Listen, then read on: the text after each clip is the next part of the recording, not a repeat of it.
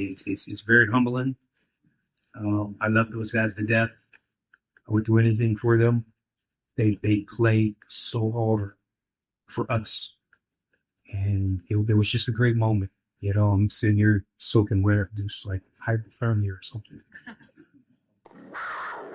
Welcome into the Blue White Tailgate Pawcast. Terry Smith, that's his first win as the Penn State head coach against Michigan State, 28-10. Frank Bonanni back from East Lansing, YDR Penn State, and Mike Gross for the Gross Rational Product. Gentlemen, it was an emotional win for Terry Smith, and we're going to get into emotion later. We got Christian Hackenberg, former Penn State quarterback, joins us here on the Blue White Tailgate Podcast. Frank, so you just out in East Lansing, that moment, Terry Smith being in that post-game media room, and then you got freshmen coming in the media room, the entire offensive line, just kind of encapsulate everything, what it was out in East Lansing. Yeah, I mean, I think it was just like 6-7 weeks of letting loose, relief, celebration, kind of all of it at one time. Like, we're coming down the steps going into the interview room, and you can hear the guys banging on stuff in the locker room, yelling, celebrating. And then you have the whole offensive line decides to walk in to the room. And, I think people have really embraced Terry and the way he's handled this. And I think it just goes week to week. And you could just see not just the relief, but I think really like how proud he was of how his guys fought. I mean, win, yeah, great, right? But just the effort, I think he really bought into, because that's not a guarantee, especially in this day and age with that team. But I think he was really proud of what they gave. And to me, it was like, look at Dennis Sutton, for one, as a senior. And then number two, look at a freshman like Darius Dixon, who we almost forgot about. And now here at the end of the year, he's playing arguably the best in the defensive backfield. And I think it says a lot for Terry and his coaching staff. Yeah, the fact that they have stayed with it and stayed interested when in some ways of looking at it, there's not a whole lot to play for. And then I thought the other thing that was interesting about that game is how they have refined, they have, I guess you'd say, simplified, especially on defense, their style of play since Terry has taken over. And you saw that manifest itself a little bit on Saturday. Granted, Michigan State right now is one of the worst teams in the Big Ten. It's not, let's not go nuts here, but again, you come back to, we've been baffled by the offensive line all year, and you saw what you can do when the offensive line is really bringing it and controlling the line of scrimmage. So that's what I took out of that. Can I say one thing? What's baffling to me is Terry Smith takes over, and there's these weird, very simple changes that go on that are almost unexplainable how they didn't happen before. It's like, we're struggling to run the ball, so let's just make Katron Allen the main guy. Okay, that's not brain surgery, right? Then we can't, our defense is struggling. So let's go back to what we're actually been known for and just put a bunch of our athletes and rush the quarterback. Wow, that's an amazing thought, right? So look at the last 2 weeks. I mean, it's just the offensive line is finally deciding to buy in. I mean, it's I don't know if it's a magic wand, but it's just like, I understand. Yeah, you're right. You're right. It seems like the changes are simplifying things. But again, you're going to come back to the offensive line. They have to do it, and they have not done it, and they did it against a bad team on Saturday. So maybe not go completely nuts about it. But it is interesting that their style of play has just simplified, and that has allowed you to see what maybe they could have been. Yeah, it's glaring to me on the defensive side of the ball, just how different they are from early on in the season, just attack mode coming from all different places. There's not much you can say. Penn State were better than Michigan State. Michigan State is a bad football team. Penn State showed glimpses of what they could be, going right into Lions roars. I know I've been lax on this because there's been so much other stuff to talk about, players of the game, for me, I'm going with Katron Allen. He gets a lion's roar for me, and my unsung hero of the game is going to be the offensive line, just because they're worse guys getting so many key blocks at moments, just opening up holes for him. I think the offensive line needs to be shout out. And I know there's plenty of guys on defense that had a great game that I know you guys could shout out as well. But those are my Lions roars. Well, the two guys we've mentioned so far, Katron and Darius Dixon, I think both deserve mention. And Darius Dixon, for a true freshman, I mean, he plays like he can play in the box. Like he's beyond just a cover cornerback. He's impressive. But the other guy I would mention is Denai Dennis Sutton, who had a huge game, a lot of impactful plays, including blocking a punt for the third time this year. So I'm sorry, Frank, we took all the obvious ones. That's okay. That's all right. The thing about those two guys, though, that you mentioned on defense is that they're doing in a way now what we thought they might do in September. And I say that because Darius Dixon was a stud recruit who we heard was very mature too. And it's just like he just disappeared. And, Terry said he hit the freshman wall, but he's playing the best of any cornerback maybe they've got. I don't know if they even need AJ Harris to come back at this point from his injury or whatever. No, I'm sorry, I should say.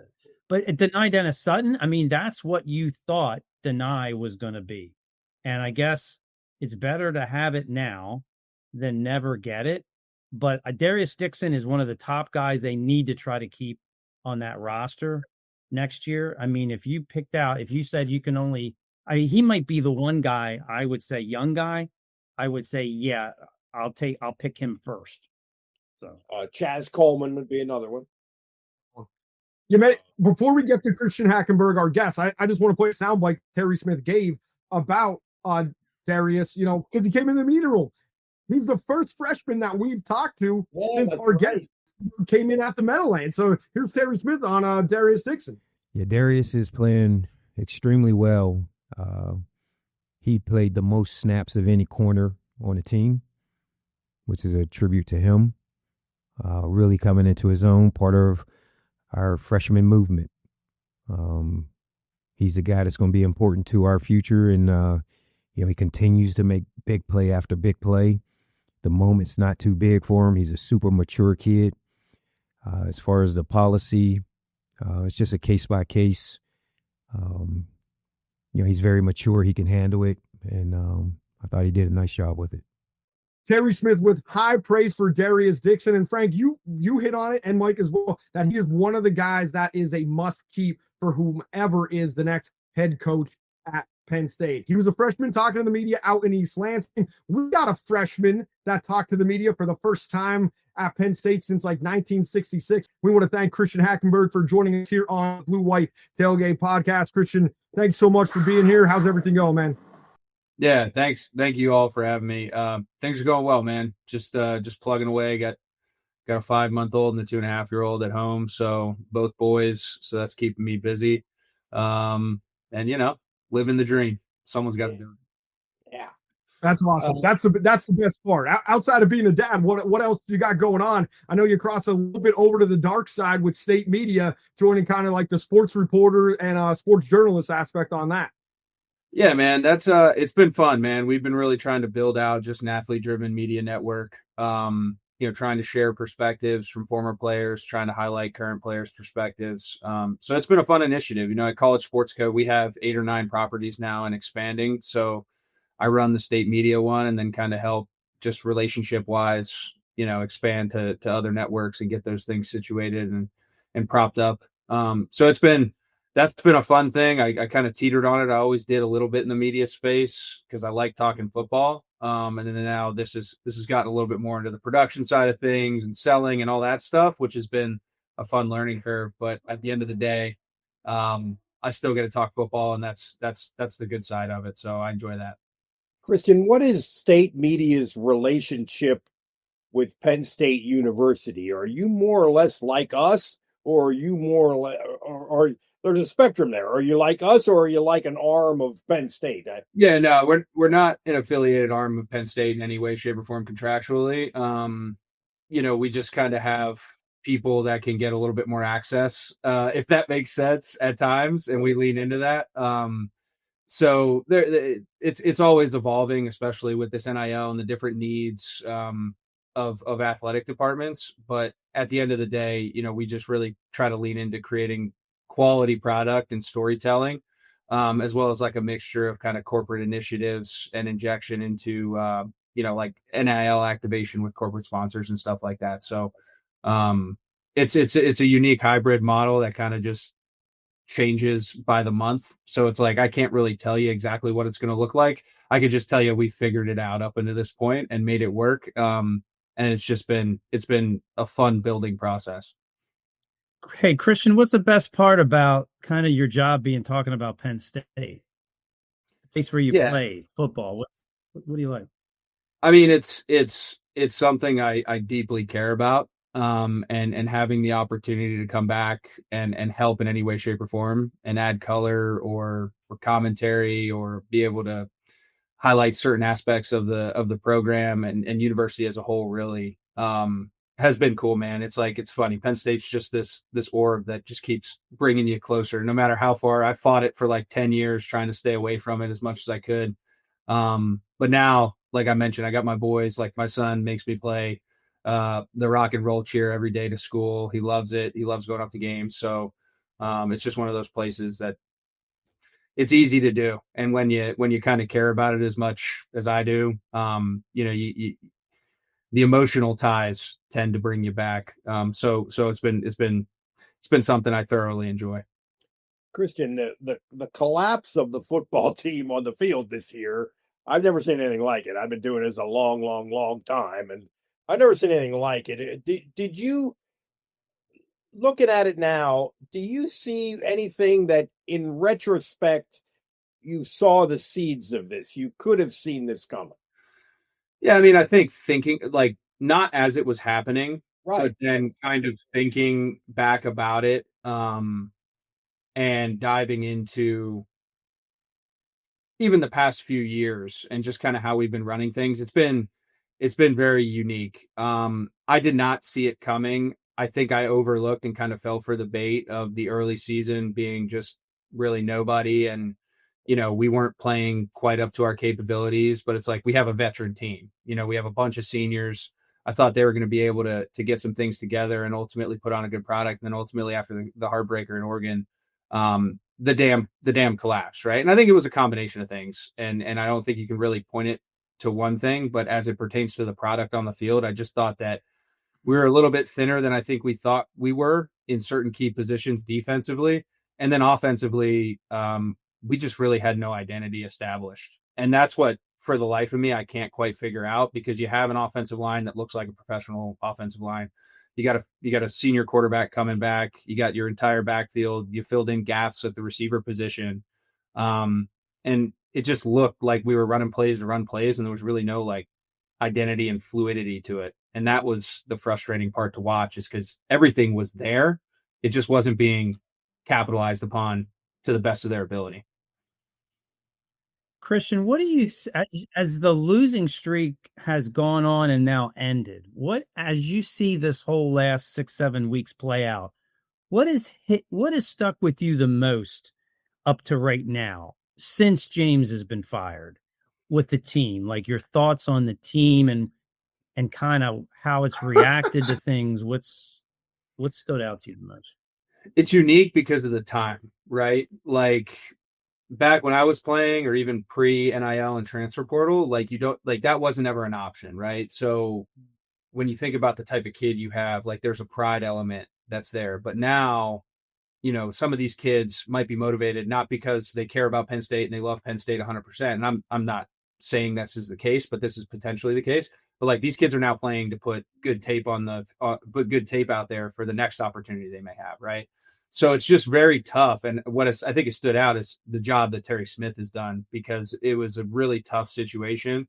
I don't think that we could have picked a better guy to do that role. He's been there since James came in.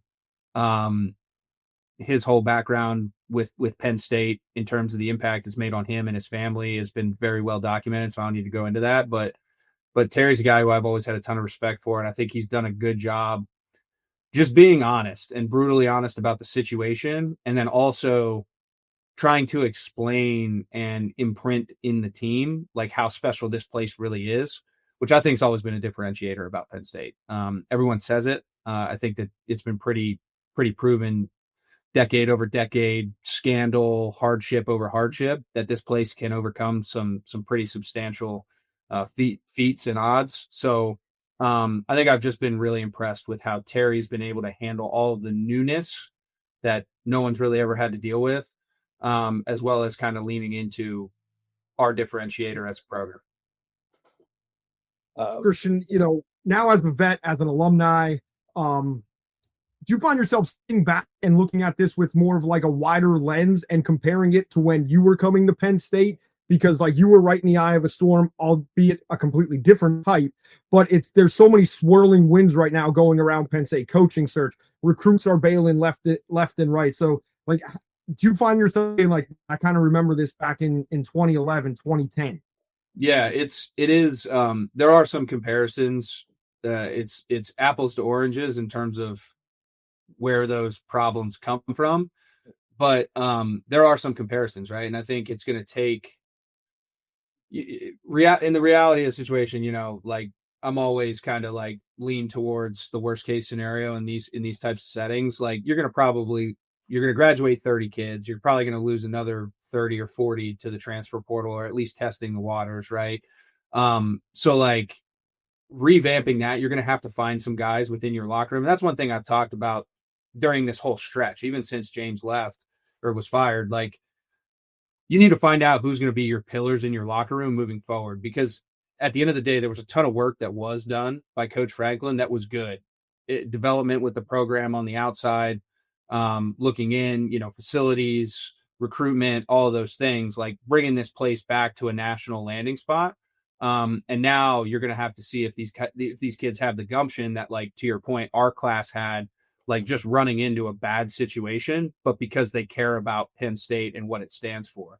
So I think like that's something that we don't really have a ton of visibility into, because there's not that much of an inside look into those conversations. It's not going to divulge it, but I think that's something that I'm going to be paying a lot of attention to once this season ends, is a kid like Andrew Rapplier, who when you watch him play, I think he fits the mold of a Penn State guy, right? He's physical, he's tough, he's disciplined, but when he talks to the media, he's a sweetheart, like just a really good kid.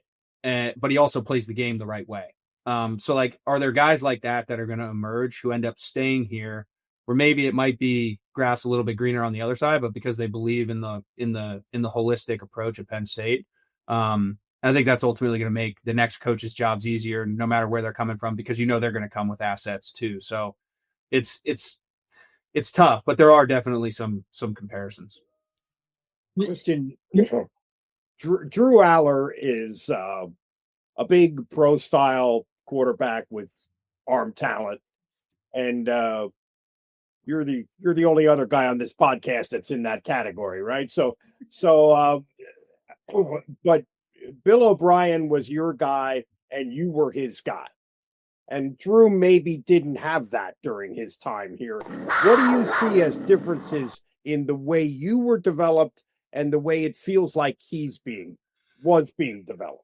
Yeah, there was change, there was turnover, right? And that's the thing, is I had Bill for a year, and then I played for James, and it was Donovan, and then there was a potential for me to have stayed for my senior year with Moorhead. And I had just had enough of that at that point in time, and I was tapped out mentally. But I think when you watch Drew, he didn't have a ton of consistency. I don't think we had a lot of help early on, especially on the outside for him. But when I watched him this year, he had it, and he just seemed to be pressing a little bit too much. And the one thing I always said about Drew, like, I think he's a really good kid. I think he's super talented. But like those gotta have it situations when your talent has to make up for somebody else messing up or something like that, back against the wall scenario, I just don't think he ever showed that, right? And granted, he didn't have many opportunities to do so, right? Like when I was there, we weren't necessarily favorites in every game. So like the Rutgers game, when they were a good team and, we backpacked it and went on to go win that game, like in the last 3 minutes, like I just had more opportunities at that, but I just didn't see Drew take full advantage of those things. I think that's really the one thing that has been like the fans' perception of Drew is like he plays really, really good when everything's awesome, but when everything's not great, it's kind of like, when's the talent going to overcome the scenario, if that makes sense. And a lot of that isn't 100% on him, right? It's the coaching staff putting him in good positions to be successful. I thought this year was going to be the year to answer that question when you looked at how the team was built early in the season. Like I expected this to look like the Andrew Luck, Stanford Cardinal type of offensive attack, right? Like downhill, kind of like what you're seeing from the team from Indiana up until now, right? Even with Grunk, where it's like, got a big offensive line, let's lean into it. Got 2 pro backs behind us, like downhill, working off play action, kind of simplifying it instead of like gimmicky shifts and trying to scheme guys open. Like, let's get guys open by setting things up and kind of treating it more like a boxing match. And we just never really saw that. And I think it's hard when you're at the quarterback position trying to execute a play that's kind of like schemed up as opposed to like playing within the system and understanding the why. Like, why are we calling this? It's because we've ran power out of this formation with this shift and this motion 3 times already. And like, we're going to get some action at the second level and really create an opening here.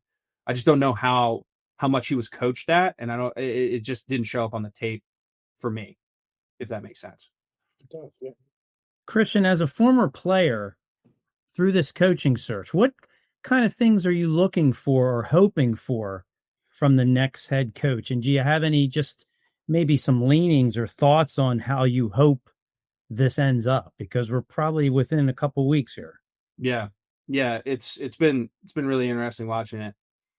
I'm pretty staunch on this. Like, I think Penn State, going back to what I said about the players, it's a special place. And I think it takes the right guy to understand all of the factors that go into this. You're talking donors, community, the DNA of the type of guy that comes in that locker room. So someone who at least has an understanding of that. And then, again, not to take anything away from Coach Franklin, I thought he did a good job in one aspect, but I really want a football coach in here, like someone who's ingrained in the X's and O's day in, day out. I think Coach Franklin was much more of a CEO kind of manager guy. And some of those things showed up in those bigger games when people talk about it. And not having like super marquee coordinators at the end of the day, it's kind of a tough situation to really overcome. So a guy who can come in here who's ingrained in the X's and O's, ingrained in the culture of this place, and developing tough, disciplined football players. And I think you can win a lot of football games and compete for championships with that recipe. Who would be an example of what you're looking for, do you think? Yeah, I mean, I think like examples, right, would be a guy like Signetti, a guy like Kirby Smart, a guy like Dan Lanning, right? And I know I'm mentioning guys who are like naming guys that aren't in the picture, Christian. Correct. That's what I'm getting at. But I'm saying like someone like that, right? Like someone who's making those crunch time decisions, someone who's dictating. And I think Terry Smith's done a good job of it on a microcosm when you look at it in terms of like just being transparent. Like, we need to push the ball down the field. And then you saw efforts from the coordinators to do so since he started beating that drum, as opposed to just saying it and nothing really changing. The definition of insanity, doing the same thing over and over again, expecting different results. Like, you've seen that with our team. So like someone who's not willing to, or who's not afraid to have those tough discussions and have conviction within their understanding of the game of football on both sides of the field and really all 3 phases to implement what they want out of their football team. You know what I mean? And not to say Coach Franklin wasn't that. I just don't know if that was as much of a focus as I think it needed to be here. Hack, Frank Bonanni may not have like a pro level arm, but pro level questions right there to you, and pro level answer for part. You mentioned Penn State being a special place and just being different. One thing that makes it different is the influence, maybe outside influence, of the Lettermen's Club. And it goes, there's Letterman from the 70s all the way back. Now with this change in coach and with NIL and this era that we're in, you're part of the Lettermen's Club. Is there a level of involvement that the Lettermen could still help Penn State on the recruiting trail? Guys are coming in to show that Penn State is different, being that Penn State might not have the money to spend at top as Ohio would spend or as Texas would spend. Is there still that's significant for the Lettermen's Club in this era of college football? I don't have the answer to that question because I'm not talking to these high school kids consistently, to be completely honest with you. But what I will say is to liken it to our scenario when I was coming out of high school, right? Like there are kids who are wired the right way, who fit foundationally in terms of the way they were raised, how they think, how they act, how they carry themselves, that a place like Penn State will be very appealing to, right? So that now narrows your search as a coach in terms of who you can go out and recruit. But I do believe that there are still kids out there that resonates with, and it's up to the next guy to bolster as much as he can from the NIL side, but also keep the right type of kid in that locker room. That's going to uphold that standard, in my opinion. And we have a role in it, I think, as Letterman. To answer your question, like I think that there's a role there whenever we have a chance. I know all the guys talk about it. Like they're willing to jump in there, have conversations, whatever. I don't know what the NCAA rules are or regulations or anything like that, but like use us, I would assume was what I would say. At least I don't want to speak for everybody, but I tell anybody the story and why passionately. So great. I hear you, and that's interesting that you say that. But you're closer to the NIL piece of it than we are. Is Penn State at a level in that space where it's not going to be a detriment? It's not going to be a negative. I don't know what it is, like all the numbers getting thrown out there. Like I don't know what the actual thing is. I will say that just broad stroke, nothing personal, anecdotal conversation here or anything, but I think broad stroke, like athletic administration and leadership's willing to do whatever they need to do to make sure that that's not an issue. So, and I've personally seen folks within our donor base step up to make sure that that's not an issue. So as long as the product matches all that and the ethos and the kids are reflective of what that particular faction of people believe Penn State needs to represent, like I just don't see it being an issue. Like I think it's just too big. It's an economies of scale conversation with us. And I think operationally there's some things that we can do to continue to clean it up and make it easier, but like that's all going to happen. So I just don't think that it's like this huge, massive gap that's like detrimental to competing. Like we did it. You know what I mean? Like we were a play away from a national championship last year. So like I just don't think that's the case. Christian, you talked, I mean, it seems like Pat Kraft obviously made a change because he wants Penn State football to be better, to go in a different direction, to be better than what it was. And he believes someone else can do that. But with everything you've mentioned with the transfer portal and the uncertainty, I mean, James is now in Virginia Tech and he's certainly going to be looking at Penn State kids. What's the thought that next season can be anything like what Pat Kraft is envisioning with whoever comes in? I mean, are you as a former player, I mean, are you concerned about even next year, like the short term for Penn State football? I think that's part of the issue with all this stuff is that all of these timelines are now starting to shrink and expectations are being set improperly, right? Yeah, I mean, am I concerned that we're going to have to backfill a complete roster and there's going to have to be turnover? For sure. Are there things that have happened that point me to think that it couldn't be an issue? I mean, look at Michigan State with Mel Tucker and Kenneth Walker pretty quickly. Look at Indiana with Kurt Cignetti from JMU pretty quickly. So there's things that can be done, I think, to alleviate that. But in terms of developing a DNA and a consistent, replicable cultural model, you're going to have to give this cat time. And that's why I said, I think we've had this CEO type of feel for 12 years, a revolving door of coordinators And not to throw shade at anybody, but I don't think we've had like a coordinator leave for a job that anyone would consider like an upscale thing other than Joe Moorhead, maybe to Mississippi State. Ricky went to ODU, Pry went to Tech, Manny to Duke. Like, I think you're comparing apples to oranges when it comes to Penn State and that. So like, you need a guy who's going to develop the football side, right? Like, pay attention to the football side. Don't just recruit great players and put them in situations, but like, let's get the most out of them while they're here. And let's figure out an environment to put them in the best situations to be successful. So I think that's probably where Pat's betting on, is that he's going to get a football guy in here, and they're going to have, all that other stuff is going to be handled by other departments to make sure that pressure is not too large of a mountain to climb and overcome. Last one I got. Your best memory, it's a decade ago, from Penn State football. If you had one, you had to give us from your time. Yeah, I mean, there's a lot. I think there's a lot of ones that people would probably point to, but just sitting on it. After we beat Wisconsin my freshman year, and we didn't have the bowl game, just seeing the seniors, like, I was a true freshman, played really well, but like, ingrained in my brain is like the elation those seniors had. It was like we won the Super Bowl, man. Like, Ty Howe chopped his hair off in the locker room, that whole crew. Like, that's like one of my favorite moments that I've had up there. It was just cool because we put so much effort into winning that season and winning that game for those guys and sending them out the right way. And it just, as a young dude, that's something that stuck with me. And like, that was really, really cool.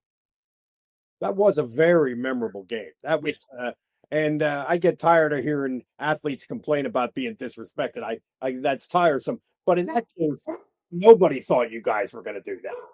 No, I mean, we were 24-point dogs. So like, being able to come in there and do that was also a good part of it. But like I said, the locker room was what like you said, Frank, like the thing that's burnt inside me, my favorite memory, that post-game locker room was the best. That's a good one. Christian, since Frank stole my last question about your best Penn State memory, let's go this way. How much shit did Bill O'Brien talk on the media? Maybe it was just after that Wisconsin game, because he came in like ball of smiles, like none of you guys gave us a chance. So how much did O'Brien talk about the media and the beat during that season? So he definitely, when you guys gave him a little bit of fuel, I mean, if you gave him a spark, he threw kerosene on it. Like, he wasn't shy about that. But I remember vividly that week specifically, it was 24-point dogs, and I think we had one day where we had just a shitty practice. Like, it was a brutal practice, and he came in and gave that whole speech and blew it up, and 24-point dogs, you guys better get your stuff together, blah, blah, blah, kicked the trash can and just left. And everyone like looked around, like, didn't tell anyone to break, didn't tell anyone to do anything. And we were all like, what was that? I guess we go to individual meetings now. And we just kind of muddled out, but he was A+ at delivery with that. And I think it's probably something he learned from Belichick. Played it kind of hard and kind of stonewalled with you guys, but he definitely wasn't afraid to throw some poster board locker room material up there, that anything that the media gave him. And he was just fiery like that. So, as you guys know. Well, we love that guy. I thought he was a lot of fun, and I thought he was a hell of a coach. My favorite quote from Bill O'Brien to the media was, "You guys suck," and then he walked out of the press conference. My favorite one, hands down. Well, he's still down. So Marty and I were actually texting back and forth. I guess it was 2 weeks ago now or whatever, when he had that blow up with that guy that came in up there. And the best part about that whole thing is he goes on this, we're going to keep fighting. We're going to fight our tails off, blah, blah, blah. And then he looks over and he goes, "What's up, Trevor?" Like, that was Bill. Like, "What's up, Trevor?" was the best. I think only a handful of people could understand that. And I absolutely lost it. And Mike and I were rolling for like an hour on that, just back and forth. That was a good one. Webster Dictionary, Bill O'Brien. So that was classic. And they were complaining up in Boston. I'm like, that's mild for what he used to do to us down here. Okay. I mean, that was easy peasy. So, Christian, thanks a lot for coming on the podcast. Great. That's a great segment, guys. I don't think I'm being, too, praised by saying that might be the best interview we've ever had. Just eye-opening insight into the program and we've had some pretty good. Don't tell Trey I said that, Christian. But, we've had Trey, OJ McDuffie, Trace McSorley on the program. So really appreciate the honesty and just diving into the program and everything with offensive schemes and coaching and everything. So really appreciate it, man. Thanks for stopping by. Yeah, not a problem, man. Not a problem. I appreciate you guys anytime. God, I hope my praise wasn't, too over the top right there. I just thought Christian Hackenberg was kind of an open book right there, answering all the questions. I did smile though when he, we get a little bit more access. Like, really, Christian Hackenberg, Mike Motti, all those guys get better access than Mike Gross, Frank Bonanni, and Andrew Calista coming to practice. Maybe we need to knock on the front door instead of coming in that gate, to the side of the practice field. I don't know. Well, an interesting takeaway from that interview to me was the extent to which he emphasized, let's get a football guy, let's get an X and O guy in here. I thought of Jeff Brom was in my brain when he said that, but he's not the only one, and you're not hearing much about him anymore now with this endless coaching thing. But who is in that category among the names that you keep hearing? Well, I'll tell you what I was thinking was Brent Key from Georgia Tech when Christian was talking, because Brent is tough, disciplined. He's an O-line guy. I think he's a football guy in that respect. But, I mean, I'm not saying that he's my favorite or I think he's coming per se, but that's who I thought of. I mean, Christian wouldn't give us a name, but. Yeah, he deigned to give us a name. I almost said, it's Jeff Brom. It sounds like you're talking about Jeff Brom. And that would have been interesting to hear what he said about that, but then I didn't. Kind of talking about nobody that's sexy outside of KD down in Alabama. Nobody that's really sexy because everybody wants that CEO type and that big name, at least on the social media webs and stuff like that. I'm going to go right into the mailbag. You can email the show, BlueWhiteTailgatePawcast@gmail.com. Email from Jordan says, you guys should do a show dedicated to the coaching. I would really love to hear your guys' thoughts. We've talked about it. There's a lot to talk about during the season, but Jordan, we hear you. We'll probably get to that a little bit later on. Probably before Penn State makes the hire if we think the timeline is going to go what it was. Got an email from C in Hoboken, and he says, the apologist. Obviously, you heard me call him out last week. So, C, we appreciate your dedication to the show. It's nothing personal. Just going on vibes. Would love your guys' thoughts on this. Have to say, I think the VaTech community is ecstatic with their coaching hire. They get an A+ grade on the hire. What do you think the chances are that Penn State fan base feels the same, whomever the new coach is here? I know the pundits will say VaTech is coming from rock bottom, but Penn State is 1-6 in the Big Ten. Don't get much more rock bottom than that. Well, the pundits obviously love to hire at Virginia Tech, but at the same time, they rip James Franklin for not winning the big game. It's like for Penn State, just keep constantly moving the goalposts. That's my thought on it. And Penn State fans are addicted to hating life and hating like actually appreciating anything that's in front of them. So I'm just going to say, no matter, I'll tell you what Jay Paterno said, unless Pat Kraft hires God, the Penn State fan base is going to be upset. So I don't know what your guys' thoughts are.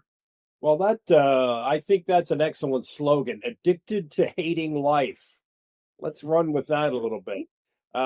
Yeah, they're not going to be there. There's not going to be a hire. I agree with the point here. There's not going to be a hire that people are going to be as happy about as Virginia Tech is about hiring Franklin, and the bar's just lower in terms of what league you're in and in terms of the expectations for that program based on where they've been since Frank Beamer kind of, was on the way out. But other than that, I mean, I think Penn State's going to get a good coach. I've said that numerous times on this show and elsewhere. But they're not going to get the guy that is seen as the grand slam home run. Yeah, I agree. And, I mean, Virginia Tech would take 10-win seasons, I think, for the foreseeable future, if that's all James did down there, and they would celebrate it. And that became not good enough at Penn State. So, yeah, I don't think there's any way they're not going to get one of the few truly big name guys, because I don't see them going to anywhere like Penn State. So I think it's going to be patience. I mean, the initial reaction is going to be what it is. For example, if they somehow hired like Bob Chesney at a JMU, there'd be part of the fan base that would be literally irate. Yep. Like, what are we doing? Yep. What is this come to? How did we go worse off than Virginia Tech? But we don't know that, right? But the thing is, you'd have to be patient. And there's not a patience part of this world here in college football. So that would be incredible to follow the first few months of something like that. It's going to be fun fact. Yeah. Fun fact, and for the people up in northeastern Pennsylvania that listen to the podcast, if Bob Chesney was the guy, a long time ago, his father was actually offered a head coach job at Monterey Area High School. So he took it for a short period of time, and like I'm talking like a matter of days, a week, then decided, hey, it's not for me, I'm going to leave, and went somewhere else. But that would mean Bob Chesney, football coach, Mike Rhodes, basketball coach, both of their parents, their fathers, were coaches at Monterey Area at some point. Just a fun little trivia fact. Andrew, So, haven't you or your family had like kielbasis with Bob Chesney at some point? Can't you get him either to your tailgate or on the show? No. Moving on.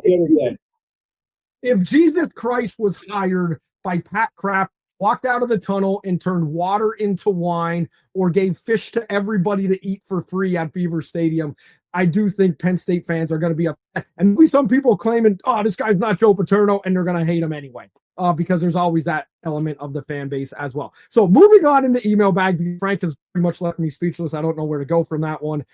This one from Rick and Conshohocken.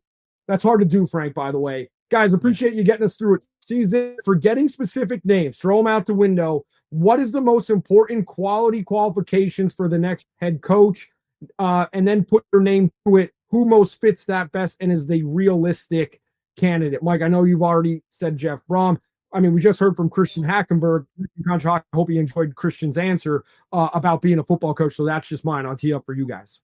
I think the next guy should be more X and O than CEO. I think that's one thing. But I would say I would throw this out because we're talking a little bit about this could be not that great a roster next year. I think one of the things that has to happen is you have to get a guy who his name is going to have some resonance with players next year, guys in the portal and recruits and guys that he will bring with him from wherever he's coming from. So I think that would be a check in the Brian Hartline box. And that would be a check maybe in the Drinkwitz box also. Well, yeah, I agree. I mean, if you're not going to, I mean, it's striking to me. I don't know about Brian Hartline being the first line choice. I don't either, So, but just in that respect. Right. I'm talking about. Short-term success in that regard, yes, I agree with you. And if nothing else, Eli Drinkwitz could bring a whole contingent of Pennsylvania quarterbacks to Penn State. And There you go. people love Bo Pribula so very much at Penn State. No matter what he would do, I think that would go over very well. Yeah. So many different variables. Like, I'm listening to you guys talk, and I think like football coach, and I think Dan Mullen, I think Al Golden, and then I think, well, their names aren't sexy enough to hold portal together or to get portal guys in and hold the roster, and it could go off a cliff really quick, and it could be a catastrophic hire. James is Virginia Tech. He's talking to the board of visitors, as they call it down in the Commonwealth of Virginia. That's dangerous to Penn State. Just real quick, does he win a national championship at Virginia Tech? Do we think it happens? I would say no, because it's really hard for anyone to win a national championship. And anybody can surprise, right? But there's nothing at Virginia Tech to help him, to me, in a sense, to say, yes, he is going to have something he didn't have at Penn State and he's going to win a national title. I don't see that, but it doesn't mean he's not going to do well. Everybody says, well, they're in the ACC. Well, Penn State right now, or Penn State in the last couple of years, is probably second or third or fourth in the Big Ten in terms of the roster, right? You would say. Well, is Virginia Tech one of the top 2 or 3 or 4 in the ACC in terms of the roster and the basic talent base? I don't think so. I mean, it's that people think what's in the ACC. Well, we could just go in there and tear up the ACC, and there is potential there for somebody to make the rise that maybe Dabo Sweeney did 12 years ago or whatever. But it's not. It's not. Well, it's the ACC. It's going to be easy. No. Right. I think it was the landing for James. I really do. I think it fits, and I'll call myself out for being wrong because I actually thought James was using Vaught Tech. Maybe Vaught should have beat Florida State, and then James would be at Florida State if they made the move. But I always thought Florida State was the destination for James Franklin to win a championship. I think Virginia Tech is the soft landing. I was wrong on Saturday. I own up to it. There we go. So, Pat Kraft, he's very visible. He's getting killed in social media with the James Franklin stuff. Is he too visible right now, guys? You know, because I've taken text messages, I've taken phone from people saying, why is Pat Kraft in the locker room with the players, like grabbing everything? What are your thoughts on this? I think the short answer is, yeah, a little bit. I don't think he's a bad guy, but I think it almost looks like, I mean, I remember Howard Eskin, the radio talk show host and the controversial guy in Philadelphia, where he would just make like comic efforts to make sure he got on the camera, like in the background. You know, it got to the point where it was ridiculous, but you knew that was his shtick because he was this obnoxious egomaniac guy. I thought of Howard Eskin a little bit the last couple days watching Pat Kraft kind of get so much camera time as an AD. It's not a big deal. I don't dislike Kraft. I'm not ripping him, but it is starting to look a little bit forced in a way that he shouldn't be concerned with. Yeah, I mean, I think no matter what you think, I think that's who he is. I think that's kind of how he's been since he's been here. I mean, I still get images of him at wrestling matches standing up and cheering wildly from like the front row as if he's just a fan. And that's kind of, it's a little bit like James Franklin. When James Franklin came here, his shtick got a lot of people saying used car salesman. He's not real. But you know what? The more people you talk to, whether you agreed or liked his style, it's who he is. And I don't think he was putting on a show. And I don't think Pat is either. So I think he's getting more attention now because he's the guy who fired James Franklin. And he's the guy who said, we need to win. Basically, we need to win a national championship. So if anything, I think he's kind of backed himself into a corner with this coaching search. I mean, I'm not sure how he pulls out anything as to what's going to satisfy people and say, yeah, Pat's right. I think this guy is going to win a national championship here. Yeah, he's putting himself. It's almost it's almost like he's the Kardashian of an athletic director right now, and he's just everywhere, and it's going to rub people the wrong way. I know that's an apples to orange comparison. It's just he's everywhere, and people keep seeing him. And actually, just forget that comparison. I don't know what the hell I'm talking about. What I do know is what I'm talking about is Terry Smith. Guys would run through a brick wall. I'm going to play a long soundbite. Our show's going to go a little bit long. Blame Terry Smith, but it's worth hearing this entire soundbite about Terry's first meeting as he reflected back on it from yesterday's press conference. Basically, every person I've ever known in my entire life.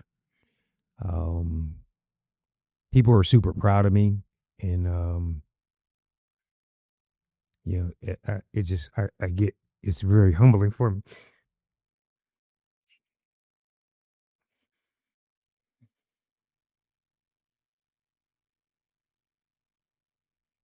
I apologize.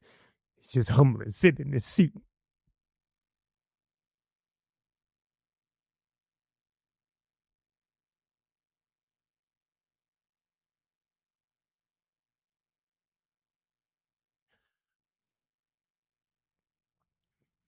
There's so many people in my life that speak life into me.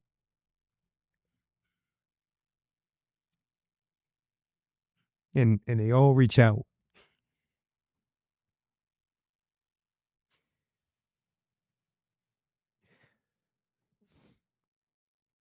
And I'm just so blessed. God has been so good to me through everything in my life. I have the opportunity to be the head coach at Penn State.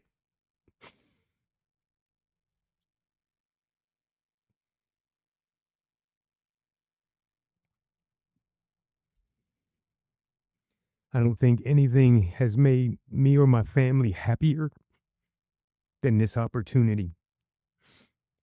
I'm thankful for all my friends, my family, my supporters. Saturday was, I can't even tell you how I felt. I've never been lifted off the field in my career.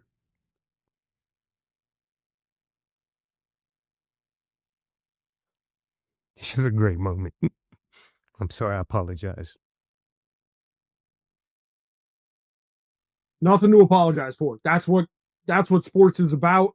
I don't think anybody on the call, I don't think anybody in the room expected that type of answer. And I don't know where Terry Smith is going to be. I don't know how many more press availabilities he has. I know he has at least 3, 4. Terry Smith should be at Penn State in some capacity, and Pat Kraft should find a way to make that happen. Two things that were amazing to me about that press conference. Number one, he started with an opening statement that was exactly like James used to do. Oh, here are the things that were positive, and here are the room for growth. And it almost sounded like somebody in the SID staff got a hold of him and told him how they wanted him to do it. And then he went completely back to being totally Terry Smith. And the other thing is, most people, when they're talking in public and they're getting emotional, they kind of back away from saying the kind of things that are going to make them cry. It seemed like he was going right into the things that are going to make him cry. Oh, nobody ever carried me off the field. Well, now I'm going to cry again. It was really something. It was an amazing thing to be a part of. It was crazy. Now his emotion I mean, none of us expected James Franklin to get fired. I don't think we weren't planning this. You don't know then who's going to take over. And we've known Terry for a long time, but never anywhere close to this role or this visibility. We knew he was a good guy and knew what he was doing, impressed by his coaching, but you never got any sense of what he would be like in this situation. And I mean, his press conferences are pretty amazing beyond the emotion, because he says more in 20 minutes and right to the point than most any coach that I've maybe ever interviewed, in a way. I mean, I asked him about Katron Allen, and he talks about he really wasn't a real friendly guy when he first got here. That was great. That's what we want. Yeah. Right. But then the emotion, I think, is just, I wasn't expecting to the point, like, I'm thinking I'm going to write, as a journalist, I'm going to plan to write something about Katron. And that's why I asked the question, and maybe his record pursuit. And all of a sudden, Terry can't talk. And I'm like, well, we got to write about this now. Yeah, right? we all changed our focus. When do you ever see that? Like, that is to the point where I don't say it's wrong at all, but I think a lot of coaches will keep themselves ever from going there. Like, they don't want to be seen like that. Yeah. They don't want that. And he did not try to stop that. And I think that's, whether you like it or not, or you got to admire that he just was who he is. It's about as human. It's about as human as that kind of thing is ever going to be. We're just learning more about him every week, I guess. Yeah, I loved it. I've nothing ever like that. Spencer Carberry, when he was the head coach of the Hershey Bears, he's now the head coach of the Washington Capitals. A little bit very emotional, like almost couldn't stand at a podium when the Bears were eliminated in the playoffs the one year. He was another guy. I always said, I once called into Pharrell on the bench on CBS Sports Radio at like 2 a.m. when I was driving home one time. I said, the only coaches that are honest are hockey coaches. I've always felt that. I will now change that statement because Terry Smith is an open book. Terry Smith is in like the autobiography section or the encyclopedia, the reference section of the library. He's open book and everything he says is real. Everybody in that room, I think, has the utmost respect for how Terry Smith handles the press conferences and what he says. Let's talk a little bit about Nebraska. How about, say, for 5 minutes? Matt Rule's coming to Penn State. I think Matt Rule's a football coach. People would burn Beaver Stadium if that was the head coach hire from Pat Kraft. They burn that shit to the ground if Matt Rule was hired at Penn State. But here's it: as an underdog to Penn State. Well, the quarterback who was kind of the fulcrum of everything that they wanted to do is hasn't been healthy, and so they're laboring a little bit now. And I think Penn State probably deserves to be favored. If you look at these advanced metrics that I pay attention to, Penn State is still like the 19th or 20th top rated team in the country. And that's a little absurd, but they are, I'm telling you, they are. And that's absurd, but I think it tells you something about the basic talent on their roster. And I think it's going to be an interesting game. But I understand why Penn State is favored now. Yeah, and I listened, did a little something on here's what Matt Rule said about Penn State, and when you listen to his press conference, he does a nice job. I think he's very conversationalist. Yeah, he's good. He's good too. Yeah, I agree. He's good. He's good. You don't sound like it doesn't feel like you're just talking in a a stilted press conference situation, which is nice. I think he knows that he's kind of, I don't know if want to say he's walking into a buzzsaw, but it's like suddenly all this that we didn't expect. So suddenly he has to go and play a night game in Beaver Stadium with a team that's finally decided we want to go and play 100 miles an hour, even though it's the end of the season. It's like he's thinking, why couldn't I maybe got these guys like 4 weeks ago or something, right? Because I think Penn State has the momentum. They have the advantage. I see the only issue would be if a couple of their old problems arise, like they can't stop this Nebraska quarterback from running on them or something in the big situations. But I think Penn State has all the advantages. I think they're going to come after that quarterback, and he's either going to survive and do okay, or it's going to be a nightmarish evening for TJ Lateef. If Dylan Raiola was a quarterback, it'd be a nightmare because Nebraska can't block anybody. I'm the starting center. Frank, your guard, like your tackle, we're making up half that line. I mean, and it's been like that all year. I have a couple very knowledgeable Nebraska people, college football coaches, college football players that I text with. And I would be like, I don't know if Raiola doesn't have pocket presence, but it's not that. The more I read is he would drop back and he had no idea where pressure was coming from because it was coming from all over. So Penn State's defensive line should have a big game. Deni Dennis Sutton, if it's anything like Michigan State, should have a huge game. In that vein, I do feel bad for Rule because he is walking into a buzzsaw and he's a state college kid, played at Penn State, is going to leave with a fan base saying, he wasn't the guy. He sucks.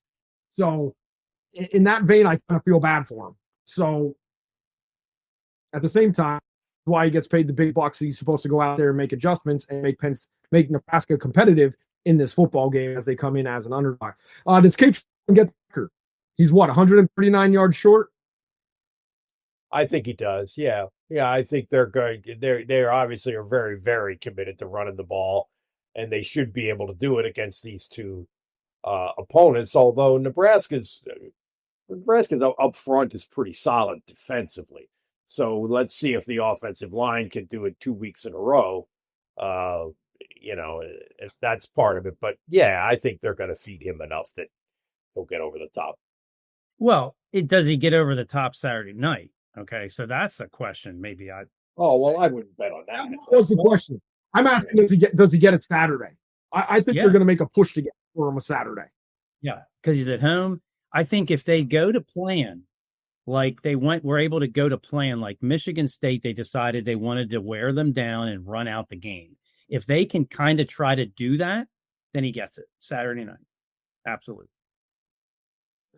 Well, If they get control of the game in the fourth quarter and do what they want to do, like not throw the ball, then he gets it. All right. I think the Big Ten and NBC did a Penn State a favor because I think the night game kind of gave everybody juice. I don't think it's going to be too bad on Saturday. I think 35% chance of rain in this early day. I don't care. I'm sitting with my head covered. I appreciate that. So to all my friends out there that aren't, and everybody listening, stay warm, stay cool. I think the fan base is going to be rejuvenated, and I think James Franklin getting hired and as stuff circulates on social media, I think that's going to energize the fan base to come out and be even louder for this football game. And Terry Smith, everything going on with that. Am I wrong, or has the fan base packed it in? You guys have your email boxes. Oh, I don't think the fan base has packed it in. I mean, look how they were in the Indiana game. I don't know if James getting hired has anything to do with it. Is that what you're saying, Andrew? Or... Fans today take everything as an affront. And James getting hired at Virginia Tech, yeah, that's right. You saying this, it's like, we'll show them. We'll come out and lay the smackdown, and they can't do that. And the fans believe they are part of it. I mean, they are part of college football, and I think fans come out with an attitude. I really do think that's a thing. Okay. Yeah, I think the fans still want something to cheer for, and I think they have it. I don't know if will we get a Terry Smith chant or cheer at some point, but I think they want a winner to they want something from this season. So I think they'll show out. I think the night game helps them. They did not think of the media when they decided to plan this game, or I don't know if there's reporters that are thrilled at all about going to Beaver Stadium for a 7:00 game and driving home in the middle of the night in the middle of November. If Penn State wins, they should carry Terry Smith off the field. They should tear down the goalposts like 1982 Nebraska. My father has a piece of it, and they should probably cut it up, parade it through downtown. I'm just saying that's what they should do. But the Saints probably aren't going to be there a lot in force because of the Thanksgiving week. So yeah, that's too. Yeah, I forgot about that. Yeah, great. Well, I don't think we're tearing down goalposts, but why not? You got an emotional coach. If you're going to run through the ball for him, run through security and tear down the goalpost. Well, how many times have they torn down the goalpost? I think 1980 last. Yeah. Okay. So no, when they beat Ohio State in '97, didn't they try to get in there and do that? I don't think 97 or 05. I do remember distinctly. 97, they beat Curtis Enos. They beat Ohio State. Okay. Could have sworn they tried to get in there and do that, but Enos cried in the post game microphone. He did about saying he cried at the microphone. So, fun fact: I stood next to Dennis Owen today. He's the guy that broke the suit story. But oh wow, nice. I still remember Curtis Enos in that post game literally having cleat marks in his arms and acting like there's nothing happened. It's like we just won this big game, and the man had been completely abused running the football that night. But yeah. He was a big talent. Yeah. Aaron Harris had a big game as well that day. So his last. I don't remember the goalpost. 05, I remember a bunch of pepper spray, people being caught in field goal nets, and some kids crying why as he was being pepper sprayed. But all right, with that all being said, 7:00 in Beaver Stadium, Penn State in Nebraska. Back in the day, this was the game. A little bit polished, a little bit of shine coming off the game here this year. But guys, how do you see this coming down? Frank, we start with you. I think it's going to be a frosty night of defensive quarterback pressures and big hits. And I think Penn State's got the momentum. I think they got the environment. They got the support. I think 24-14 Nittany Lions. I'm going to go 24-20. In fact, let's say 23-20. It amazes me how little field goal kicking has factored into this Penn State season. Penn State has a pretty good, consistent field goal kicker, and it's like he barely exists. I think he plays a role. He's had to. It's overdue for him to play a role. So Really, Bill O'Brien never liked to punt. Terry Smith doesn't like to kick, and that's just where we're at. Okay. Yeah. Okay. All right. Terry Smith playing with house money. Playing with house money. Put 6 on the board. Put 6 on the board. Field goal beat a touchdown. I'm going to go 27-17 Penn State.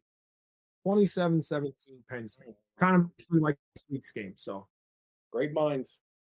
mirror game. Dennis Sutton, Zane Durant, I think are going to have the defensive line should be pretty good because Nebraska's offensive line, as I said, not too good. So that does it for this edition of the Blue White Tailgate Podcast. We got Christian Hackenberg giving brutal honesty about what went wrong with the Penn State football team this year, what he wants to see in the next Penn State football coach. He wants a football coach. Enough of this CEO crap. I'm totally on board with what Christian Hackenberg is saying. I think everybody here is. So, reach on out to us. Email. We got to a bunch of emails this week. BlueWhiteTailgatePawcast@gmail.com. Make sure you follow Mike Gross and at the Gross Rational Product at Mike Gross GRP and Frank Bodani doing awesome work at the York Daily Record at YDR Penn State. Guys, I'll see you about Beaver Stadium on Saturday. Everyone, thanks for listening. We appreciate it. Thanks a lot to Wrapping Paper and Conshohocken, the best in your gift-giving experience for coming on board. Rick and Conshohocken, make sure you're hooking up with wrapping paper for, special one in your life. So that does it for this show. We'll see you next week.